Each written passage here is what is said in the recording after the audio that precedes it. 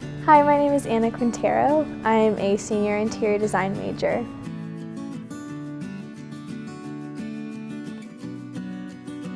Whenever I came onto Harding's campus, it instantly just felt like home.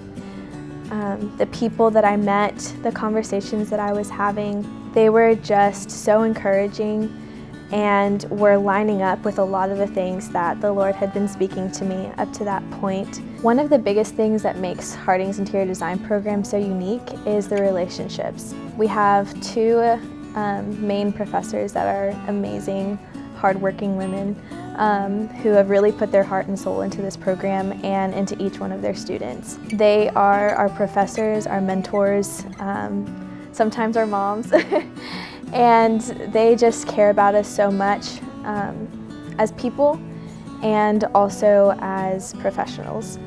Also, the relationships that I've made with the people in the studio that I'm going through this program with. There's only 9 of us right now as seniors, and it varies from year to year, but the classes are normally smaller, and you really just become a very close family, going through everything, all the hard things, all the good things together, and I really couldn't have made it through without them.